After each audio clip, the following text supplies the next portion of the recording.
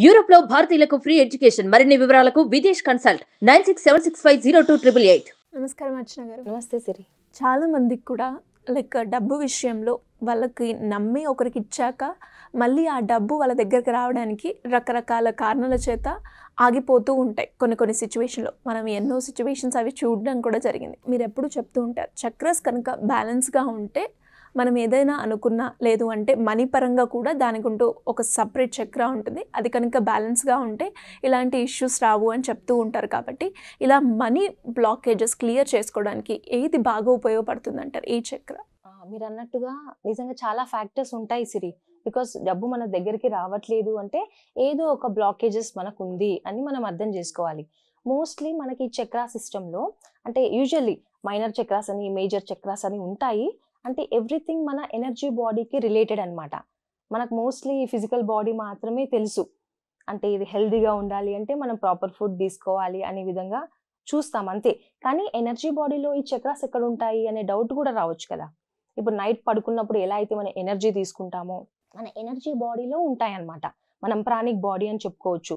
So ఈ chakras అన్ని కూడా సటిల్గా ఉంటాయి, మనకు కనిపించవు. కాకపోతే మనకు తెలుస్తుంది అంటే నా చక్ర బ్యాలెన్స్గా లేదు అని. మనం ఎలా తెలుసుకోవాలి అంటే కూడా ఎలా అంటే చాలా వరకు నాకు చాలా ఇన్సెక్యూరిటీ ఫీలింగ్ ఉంది, నాకు చాలా భయం ఉంది అని అనిపిస్తుంది. ఏదైనా పని స్టార్ట్ చేయాలన్నా కూడా ఇది నిజంగా అవుతుందా, నెగిటివ్గా అవుతుందేమో, అది అవ్వలేదు బట్ స్టిల్ ఆ భయాలు ఫస్టే వస్తాయి అన్నమాట.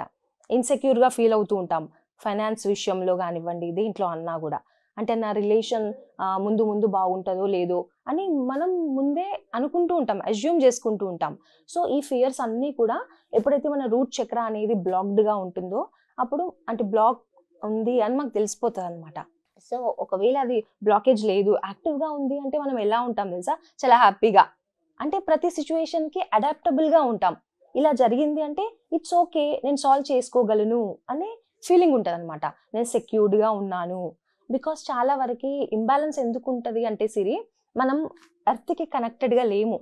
రూట్ చక్ర ఏంటి అంటే ఎర్త్ ఎలిమెంట్కి కనెక్ట్ అయి ఉంటుంది అనమాట. ఎప్పుడైతే మనము మదర్ ఎర్త్కి అంటే లైక్ ఎప్పుడైనా కూడా మనం ఎర్త్తో కనెక్టెడ్గా లైక్ ప్లాంట్ చేయడం కానీ, వాటర్ పోయడం కానీ, నేచర్తో ఎప్పుడైతే కనెక్టెడ్గా ఉంటామో మన రూట్ చక్ర అనేది బ్యాలెన్స్డ్గా ఉంటుంది. సో మనం ఇవన్నీ తెలుసుకోం, చిన్నవే కదా అని చెప్పేసి ఇగ్నోర్ చేస్తూ ఉంటాం. అన్ని పెద్ద వాటిపైనే మన ఫోకస్. మనం ఎప్పుడు కాన్షియస్గా ఉంటున్నాం, మైండ్ఫుల్గా ఉంటున్నామా? ఏ పని చేసినా కూడా బాడీ ప్రజెంట్, మైండ్ అబ్సెంట్, కాన్షియస్గా చేయట్లేదు. కానీ ఎప్పుడైతే మైండ్ఫుల్ అనేది ప్రాక్టీస్ చేస్తూ ఉంటామో మన చక్రాస్ అనేవి కూడా బ్యాలెన్స్డ్గా ఉంటాయన్నమాట.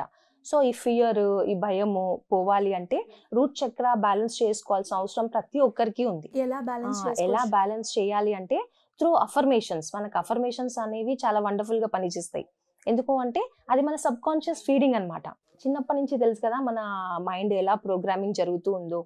అంటే మన ఎన్వైర్న్మెంట్, మనం ఉన్న ప్లేస్ ఎలా ఉంది, మన ఇంట్లో పేరెంట్స్ కానివ్వండి, బయట అంటే లైక్ రిలేటివ్స్ కానివ్వండి, స్కూల్కి వెళ్ళినప్పుడు టీచర్స్, ఫ్రెండ్స్ అన్నీ కూడా ప్రోగ్రామ్ అయిపోతూ ఉంటాయి చిన్నప్పటి నుంచి. సో అవన్నీ కూడా మనం క్యారీ చేస్తూ ఉంటాం. లైక్ మనం చెప్తూ ఉంటాం సబ్ కాన్షియస్ మైండ్లో ఫీడ్ అయిపోయినాయి.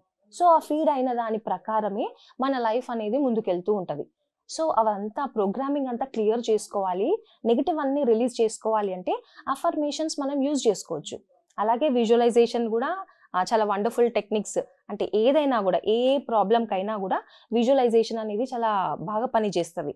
సో రూట్ చక్ర బ్యాలెన్సింగ్ కోసం కూడా మనం యూజ్ చేసుకోవచ్చు యూజువల్లీ. సో ఈ రూట్ చక్ర మనకి ఎక్కడ బాడీలో అంటే మన సటిల్ బాడీలో ఎక్కడ ఉంటుందంటే మన స్పైన్ ఉంది కదా, స్పైన్ యొక్క బేస్ భాగంలో ఉంటుంది అనమాట. ఆ రూట్ చక్రాన్ని మనం ఆ విజువలైజేషన్ ద్వారా కూడా ఎలా చేయాలి అంటే జస్ట్ మనం ఇమాజిన్ చేసుకోవాలి. ఎలా అంటే లైక్ ఇప్పుడు మనము ఒక ట్రీ అద్భుతంగా ఉండాలి అంటే దాని రూట్స్ అనేవి కదా స్ట్రాంగ్గా ఉండాలి. సో ఆ రూట్స్ ఇంపార్టెంట్. సో మనం కూడా ఏంటి అంటే జస్ట్ మనం విజువలైజ్ చేసుకోవాలి. ఎలా? మన బేస్ ఆఫ్ ద స్పైన్ పైన ఫోకస్ చేసి, అంటే కళ్ళు మూసుకొని మెడిటేటివ్ స్టేట్లో అనమాట. ఎప్పుడైతే మనం రిలాక్స్డ్ స్టేట్కి వెళ్తామో ఆల్ఫా వేవ్స్ అనేవి ప్రొడ్యూస్ అవుతుంటాయి. అక్కడ మనం విజువలైజ్ చేసుకోవాల్సింది ఏంటి అంటే స్పైన్ నుంచి ఎలా అయితే రూట్స్ అనేవి, ఇప్పుడు భూమిలో రూట్స్ ఎంత వెళ్ళిపోతుంటే అంత స్ట్రాంగ్ అవుతుంది కదా ట్రీ, అలా మనం జస్ట్ విజువలైజ్ చేసుకోవాలి, ఇమాజిన్. సో రూట్ చక్ర నుంచి అలా వేర్లలాగా వెళ్తున్నట్టుగా మదర్ ఎర్త్ లోపలికి. సో స్ట్రాంగ్ అయిపోతున్నా, నేను చాలా సాలిడ్గా, అలా రాక్ సాలిడ్గా ఉన్నాను అంటే అంత సెక్యూర్డ్గా ఉన్నాను అనే విధంగా అఫర్మ్ చేసుకుంటూ మనం విజువలైజ్ చేసుకోవాలి. రూట్స్ అలా భూమిలోకి వెళ్ళిపోతున్నట్టు. అండ్ సేమ్ అదే విధంగా స్పైన్ బేస్ భాగంలో ఒక లోటస్ ఫ్లవర్ ని మనం విజువలైజ్ చేసుకోవచ్చు. అంటే రెడ్ కలర్, రూట్ చక్ర ఏంటి అంటే రెడ్ కలర్ అనమాట. రెడ్ కలర్ రిప్రజెంటేషన్ అనమాట. అయితే ఎప్పుడైతే రెడ్ కలర్ ఒక కలర్ కూడా విజువలైజ్ చేస్తూ ఆ రూట్ లోకి ఆ బ్యూటిఫుల్ రెడ్ కలర్ అనేది పాస్ అవుతుంది. అండ్ అదే విధంగా మన నుంచి కూడా యూనివర్స్కి వెళ్తుంది ఆ కలర్. అంటే మన బాడీ అంతా కూడా స్ప్రెడ్ అయిపోయి సో స్ట్రాంగ్ అయిపోతుంటుంది మన అంటే లైక్ బేస్ భాగంలో ఉన్న రూట్ చక్ర. సో చాలా వరకు సిరి మనం తెలుసుకోవాలి. అంటే అందరూ అవసరమా ఇది అని అనుకుంటారు, కానీ ప్రతి ఒక్క మనిషి ఈ బేస్ అనేది లేకపోతే ఒక బిల్డింగ్ ఎలా నిలబడదో ఆ ఫౌండేషన్ లేనిదే, రూట్ చక్ర బ్యాలెన్స్ లేకపోతే ఎనీ ఏరియా ఆఫ్ లైఫ్ లో మనం బ్యాలెన్స్డ్ గా ఉండలేము. సో అది మనం తెలుసుకోవాలన్నమాట.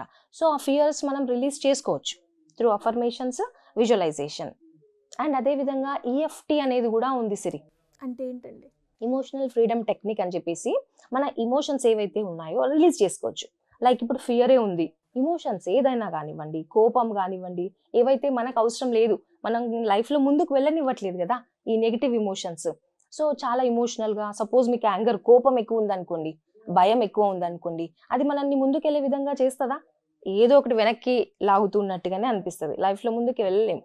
సో ఈ EFT ఏంటి అంటే పాయింట్స్ అన్నమాట. కొన్ని మెరిడియన్ పాయింట్స్ మన బాడీలో ఉంటాయి, అవి ట్యాప్ చేయడం వల్ల ఏదైతే ఫియర్ ఉందో రిలీజ్ చేయొచ్చు. ఆ విధంగా అనమాట 9 పాయింట్స్ ఉంటాయి సిరి మనకి. సో బేసిక్గా ఫస్ట్ పాయింట్ అంటే ఇక్కడ. సో మనం ఇలా చెప్పుకోవచ్చు, ఇప్పుడు సపోజ్ ఫైనాన్షియల్గా నేను బాగాలేను, స్టేబుల్గా లేను అనే ఫీలింగ్ మనకు ఉంది. సో అలాంటి మైండ్ సెట్లో ఉన్నాం. సో ఆ ఫీలింగ్ని మనం పోగొట్టాలి అంటే EFT ట్యాపింగ్ ఇలా మనం యూజ్ చేయొచ్చు. దట్ మీన్స్ అంటే ఏదైతే పరిస్థితుల్లో నేను ఉన్నానో నేను యాక్సెప్ట్ చేస్తున్నాను and I'm willing to release that fear అని చెప్పేసి ఇలా ట్యాప్ చేసుకోవచ్చు. So this is the first point.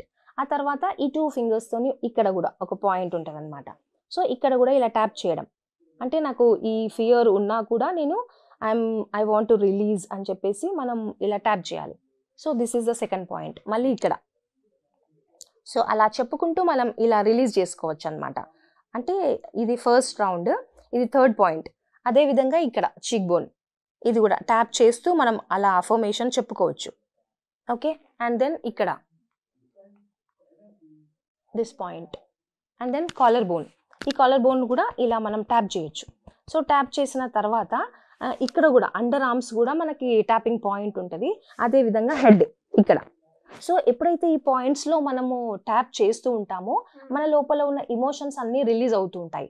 ఇది ఫస్ట్ రౌండ్ కంప్లీట్ అయిన తర్వాత మళ్ళీ సెకండ్ రౌండ్లో కూడా నేను ఆల్రెడీ రిలీజ్ చేశాను, I'm so happy, I'm so stable, I'm so secured అని చెప్పేసి మళ్ళీ ట్యాప్ చేసుకోవాలి.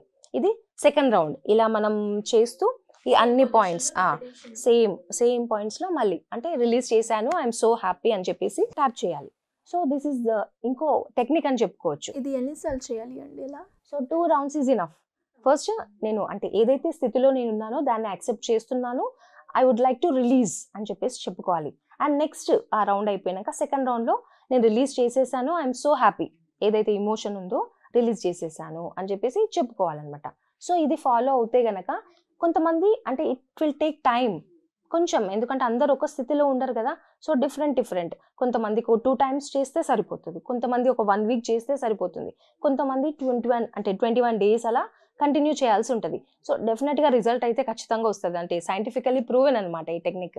సో ఇలా ఎవరైనా కూడా వాళ్ళకున్న సమస్య చక్రాస్తో బ్యాలెన్స్ చేసుకోవాలి అనుకునే వాళ్ళు ఏ విధంగా మిమ్మల్ని అప్రోచ్ అయ్యే ఛాన్స్ ఉందంట? అంటే ఇప్పుడు స్క్రోల్ అవుతున్న నెంబర్కి కాంటాక్ట్ చేస్తే అండి మనకి 1-to-1 కౌన్సిలింగ్ అనేది జరుగుతుంది. సో యూజువల్లీ వాళ్ళతో మాట్లాడిన తర్వాత వాళ్ళకి ఏ చక్ర బ్యాలెన్స్డ్గా లేదు అనేది తెలిసిపోతుంది. సో దానిపైన మనం వర్క్ చేయొచ్చు. సో బేసిక్గా ఏంటి అంటే మనం రూట్ చక్ర నుంచి ఆ క్లియరెన్స్ అనేది చేసుకోవాలి.